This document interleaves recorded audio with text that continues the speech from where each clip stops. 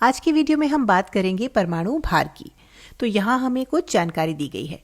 हम जानते हैं कि कार्बन का धरती पर पाया जाने वाला सबसे आम रूप कार्बन 12 है। आंकड़ों की बात करें तो पृथ्वी पर पाए जाने वाले कार्बन का 98.89% हिस्सा कार्बन 12 ही है और परिभाषा के अनुसार इसका परमाणु द्रव्यमान यानी एटॉमिक मास ठीक 12 AMU एटॉमिक मास यूनिट 12 परमाणु द्रव्यमान इकाई माना गया है और विज्ञान में इसे मानक यानी स्टैंडर्ड माना जाता है। लेकिन पृथ्वी पर कार्बन का सिर्फ यही एक समस्थानिक, यही एक आइसोटोप नहीं है। कार्बन के और भी समस्थानिक हैं।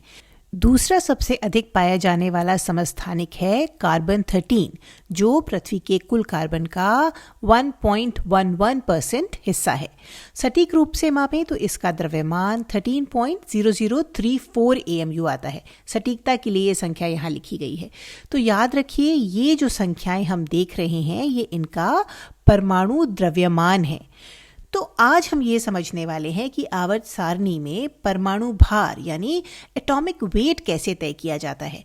जैसा कि आप यहाँ देख सकते हैं, कार्बन का परमाणु भार 12.01 लिखा है। चलिए इसे हाईलाइट भी कर देते हैं। तो सवाल ये है कि ये परमाणु भार आखिर आया कहाँ से। हमने पहले के वीडियोस में देखा था कि परमाणु भार वास्तव में उस तत्व के अलग अलग समस्थानिकों का वेटेड एवरेज होता है। अब वेटेड एवरेज क्या होता है? तो गणितीय रूप से वेटेड एवरेज का मतलब है संख्याओं को सीधे जोड़ने के बजाय उन्हें उनकी हिस्सेदारी या कहिए प्रतिशत से गुणा करके जोड़ना। तो 12.01 का यह मान पाने के लिए हम इन दोनों समस्थानिकों का वेटेड एवरेज निकालेंगे। इसका मतलब है कि हम सिर्फ द्रव्यमान नहीं देखेंगे, बल्कि ये भी देखेंगे कि प्रकृति में कौन सा समस्थानिक कितनी अधिक मात्रा में पाया जाता है। तो हम 98.89% को 12 से गुणा करेंगे। इस प्रतिशत को दशमलव यानी डेसिमल में बदल लेते हैं तो ये हो जाएगा 0.9889 गुणा 12। यहाँ रंग बदल लेते हैं ताकि ठीक से समझ में आए। अब हम इसमें कार्बन 13 वाला हिस्सा जोड़ेंगे जो है 1.11%। तो ये होगा 1.11% गुणा 13.0034। दशमलव में बदलने पर, डेसिमल में बदलने पर 1.11 बन जाएगा 0.0111। प्रतिशत को दशमलव में बदलने से कैलकुलेशंस इजी हो जाती है। तो इसे हम गुणा करेंगे 13.0034 AMU से। तो इससे हमें क्या मिलता है? चलिए कैलकुलेटर निकालते हैं। तो सबसे पहले 0.9889 गुणा 12, ये आता है 11.8668। अब हम इसमें दूसरा हिस्सा जोड़ेंगे जो है 0.0111। 0.0111। अब इसमें गुणा करेंगे 13.0034 13.0034 से। अब कैलकुलेटर पहले गुणा करेगा और उसके बाद जोड़ेगा, क्योंकि इसे गणित के नियम पता है।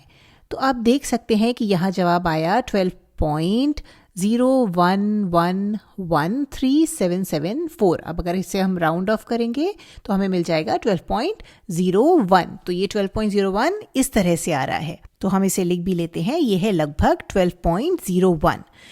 तो याद रखिए, ये परमाणु द्रव्यमानों का एटॉमिक मासेस का वेटेड एवरेज है। अब नोट करने लायक एक और ज़रूरी बात, कार्बन 12 और कार्बन 13 में अंतर क्या है। तो कार्बन 12 में 6 प्रोटॉन्स होते हैं। 6 प्रोटॉन होने की वजह से ही यह कार्बन कहलाता है।